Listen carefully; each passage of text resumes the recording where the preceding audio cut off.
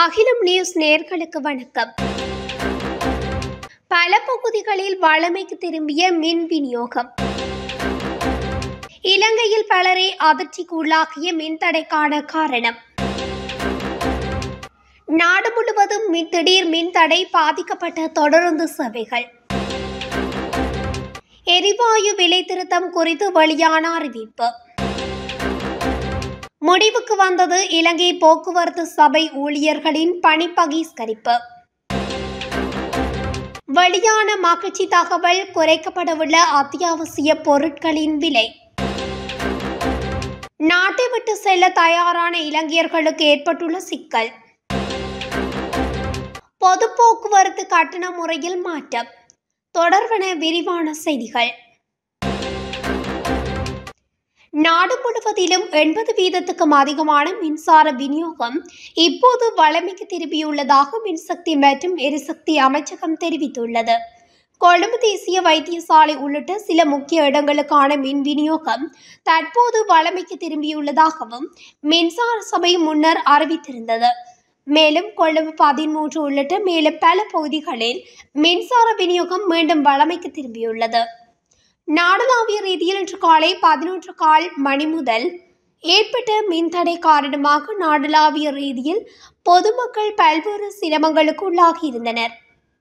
இந்த நிலையில் கொழும்பு தேசிய வைத்தியசாலை, அப்பத்தலை நீர் சுத்திகரிப்பு நிலையம், பியகம, சபுகஸ்கந்த உள்ளிட்ட பல முக்கியமான இடங்களில் மின் விநியோகம் மீண்டும் வழமைக்கு கொண்டுவரப்பட்டுள்ளதாக தெரிவிக்கப்படுகிறது.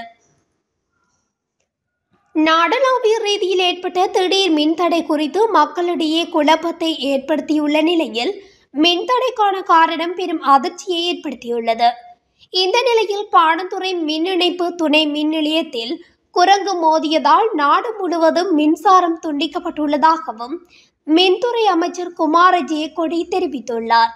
இந்த சம்பவம் நாடு முழுவதும் மின்சார விநியோகத்தில் பெரும் பாதிப்பை ஏற்படுத்தியுள்ளதாகவும் இதனால் மின்சாரம் பாதிக்கப்பட்டுள்ளதாகவும் அமைச்சர் குறிப்பிட்டுள்ளார். இருப்பினும் மின்சக்தி மற்றும் எரிசக்தி அமைச்சகம் பின்னர் இந்த நிலைமையை பாணந்துறை துணை மின் நிலையத்தில் அவசர நிலை என்று விவரித்துள்ளது. இந்நிலையில் மறுசீரமைப்பு முயற்சிகள் தொடர்ந்து நடைபெற்று வருவதோடு இந்த மின்தடைக்கான அதிகாரப்பூர்வ விளக்கத்தை இலங்கை மின்சார சபை இன்னும் வெளியிடவில்லை. தேசிய மின் விநியோக கட்டமைப்பில் ஏற்பட்ட சமச்சீரற்ற நிலைமை காரணமாக நாடளாவிய ரீதியில் திடீர் மின்தடை ஏற்பட்டுள்ளதாகவும் இலங்கை மின்சார சபையின் தலைவர் அறிவித்துள்ளார். நாடளாவிய ரீதியில் 1 மணித்தியாலமாக திடீர் மின்தடை ஏற்பட்டுள்ளது.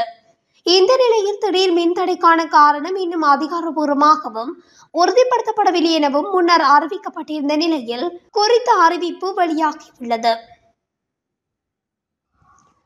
நாடு முழுவதும் ஏற்பட்ட திடீர் மின்தடை காரணமாக தொடருந்து கடவைகளில் சமீட்சை அமைப்புகளின் செயற்பாடுகள் பாதிக்கப்பட்டுள்ளதாக தெரிவிக்கப்படுகின்றது. இதன் காரணமாக தொடருந்து போக்குவரத்தில் சிறு இடையூறுகள் ஏற்பட்டுள்ளதாகவும் தொடருந்து திணைக்களம் தெரிவித்துள்ளது. மேலும் தொடருந்து குறுக்கு வீதிகளின் பாதுகாப்பு கடவைகளை செயற்படுத்துவதிலும் பாதிப்புகள் ஏற்பட்டுள்ளதாக சுட்டிக்காட்டப்பட்டுள்ளது. இந்த நிலையில் இது தொடர்பாக பொதுமக்கள் மிகுந்த எச்சரிக்கையுடன் செயற்படுமாறு தொடருந்து திணைக்களம் கேட்டுக்கொண்டுள்ளது. மேலும் மின்தடை காரணமாக தொடர்ந்து நிலையங்களில் அறிவிப்புகள் வெளியிடுவதிலும் சிக்கல் ஏற்பட்டுள்ளதாக குறிப்பிடப்பட்டுள்ளது. இதேவேளை இந்த மின்தடை காரணமாக நீர் விநியோகத்தை வழங்குவதிலும் சிக்கல் ஏற்பட்டுள்ளதாக தேசிய நீர் வழங்கல் வடிகாலமைப்பு சபை தெரிவித்துள்ளமை குறிப்பிடத்தக்கது. பிப்ரவரி மாதத்திற்கான எரிவாயு விலை திருத்தத்திற்கு நிதி அமைச்சின் ஒப்புதல் இன்னும் கிடைக்கவில்லை என்று லிட்ரோ நிறுவனம் தெரிவித்துள்ளது. எரிவாயு விலை திருத்தம் தொடர்பான பரிந்துரைகள் இந்த மாதத்தின் முதல் வாரத்தில் நிதி அமைச்சகத்தின் ஒப்புதலுக்காக சமர்ப்பிக்கப்பட்டதாக தெரிவிக்கப்படுகிறது. உலக சந்தை எரிவாயு விலைகளுக்கு ஏற்ப நாட்டின் எரிவாயு விலைகள் மாதந்தோறும் திருத்தப்பட்டு ஒவ்வொரு மாதமும் 4ஆம் தேதி அறிவிக்கப்படுகின்றன. இந்த நிலையில் எரிவாயு விலை திருத்தம் தொடர்பான அனைத்து பரிந்துரைகளும் ஏற்கனவே நிதி அமைச்சகத்திற்கு வழங்கப்பட்டுள்ளதாகவும் அமைச்சின் ஒப்புதல் இல்லாமல் அதை அறிவிக்க முடியாது என்றும் நிறுவன வட்டாரங்கள் தெரிவித்துள்ளது. அத்தோடு அடுத்த வாரத்துக்குள் எரிவாயு விலை திருத்தம் தொடர்புடைய பரிந்துரைகள் கிடைக்கும் என்று எதிர்பார்க்கப்படுவதாகவும் கூறப்படுகிறது. இவ்வாறானதொரு பின்னணியில் கடந்த சில மாதங்களாக எரிவாயு விலையில் எந்த மாற்றமும் இல்லை என்பதுடன் உலக சந்தையில் எரிவாயு விலைகள் அதிகரித்த போதிலும் மக்கள் சிரமங்களை எதிர்கொள்ளாத வகையில் எரிவாயு விலையை மாற்றாமல் பராமரிக்க முடிவு செய்துள்ளதாக லிட்ரோ நிறுவனம் முந்தைய விலை திருத்தங்களில் சுட்டிக்காட்டியிருந்தது. இலங்கை போக்குவரத்து சபையின் வவுனியா சாலையின் பொறியியல் பிரிவினரால் முன்னெடுக்கப்பட்ட பணி பகிஷ்கரிப்பு பேச்சுவார்த்தையினை அடுத்து கைவிடப்பட்டுள்ளது. குறித்த சாலையின் பொறியியல் பிரிவில் பணிபுரியும் ஊழியர்களுக்கு 2 மாதங்களாக மேலதிக நேர கொடுப்பனவுகள் வழங்கப்படவில்லை என தெரிவித்து இன்று காலை முதல் பணி பகிஷ்கரிப்பு முன்னெடுக்கப்பட்டது. இதனால் வவுனியா சாலையின் பேருந்துகள் இன்று காலை முதல் போக்குவரத்து சேவைகளை முன்னெடுக்கவில்லை என தெரிவிக்கப்பட்டுள்ளது. இந்த நிலையில் சாலைக்கு சென்ற வன்னி மாவட்ட நாடாளுமன்ற உறுப்பினர் ஜெகதீஸ்வரன் பணி பகிஷ்கரிப்பில் ஈடுபட்ட ஊழியர்கள் மற்றும் அதிகாரிகளுடன் பேச்சுவார்த்தையில் ஈடுபட்டிருந்தார். அத்துடன் அவர்களுக்கான மேலதிக நேர கொடுப்பனவை விரைவாக வழங்குவதாக உறுதியளிக்கப்பட்டதை அடுத்து குறித்த போராட்டம் தற்காலிகமாக கைவிடப்பட்டது. இதேவேளை குறித்த விடயம் தொடர்பாக எதிர்வரும் வாரம் போக்குவரத்து சபையின் உயர் அதிகாரிகளுடனும் பேச்சுவார்த்தை ஒன்று முன்னெடுக்கப்பட உள்ளதாகவும் தீர்மானிக்கப்பட்டுள்ளமை குறிப்பிடத்தக்கது. நாட்டின் பல அத்தியாவசிய நுகர்வோர் பொருட்களின் விலைகளை குறைக்க நடவடிக்கை எடுக்கப்பட்டுள்ளதாக தெரிவிக்கப்பட்டுள்ளது. குறித்த விடயத்தை லங்கா சதோச நிறுவனம் தெரிவித்துள்ளது. இதன் அடிப்படையில் இறக்குமதி செய்யப்பட்ட வெள்ளை அரிசியின் விலை ரூபாய் 208 என தெரிவிக்கப்பட்டுள்ளது. அத்தோடு நாட்டரிசியின் விலை குறைக்கப்பட்டுள்ள நிலையில் 219 ரூபாய் என தெரிவிக்கப்பட்டுள்ளது. மேலதிக பொருட்களின் விலைகள் குறைப்பது தொடர்பில் நடவடிக்கை எடுக்கப்பட்டு வருவதாக குறிப்பிடப்படுகின்றது. அத்தோடு இந்த ஆண்டு ஜனவரி மாத இறுதி வாரத்தில் 2024 ஜனவரி மாத இறுதி வாரத்துடன் ஒப்பிடும்போது ஒரு தேங்காயின் சில்லறை விலை 88% அதிகரித்துள்ளதாகவும் ஹெக்டேர் கொப்பி கடுவ விவசாய ஆராய்ச்சி மற்றும் பயிற்சி நிறுவனம் தெரிவித்துள்ளமை குறிப்பிடத்தக்கது.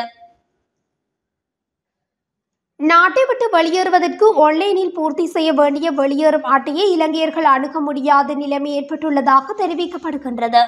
குடிவரவு மற்றும் குடியகல்வு திணைக்களம் உள்ளூர் மற்றும் வெளிநாட்டு பிரஜைகள் தங்கள் வருகை மற்றும் புறப்பாடு அட்டைகளை அதன் வலைத்தளத்தின் மூலம் பூர்த்தி செய்வதற்கான வாய்ப்பை வழங்கியிருந்தது. இலங்கையர்கள் நாட்டை விட்டு வெளியேறுவதற்கான தொடர்புடைய அட்டையை நிரப்பும் போது விண்ணப்பதாரரின் கையடக்க தொலைபேசி இலக்கத்தை உள்ளிட வேண்டும். பின்னர் அந்த கையடக்க தொலைபேசிக்கு ஒரு OTP இலக்கம் அனுப்பப்படும். இருப்பினும் பலர் தங்கள் கையடக்க தொலைபேசி இலக்கத்தை உள்ளிட்ட பிறகு OTP இலக்கத்தை பெறவில்லை என தெரிவித்துள்ளனர். இதனால் அட்டையை இலங்கையர்கள் அணுக முடியாத நிலைமை ஏற்பட்டு கடும் சிரமத்துக்குள்ளாகியுள்ளனர்.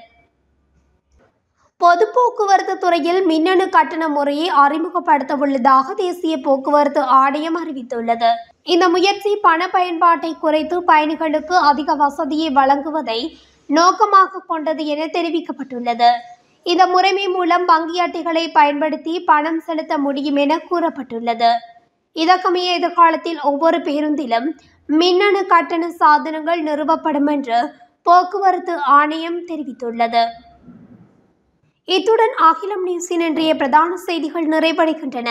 தொடர்ச்சியாக செய்திகளை அறிந்து கொள்ள அகிலம் நியூஸ் ஊடகத்துடன் இணைந்திருங்கள். நன்றி, வணக்கம்.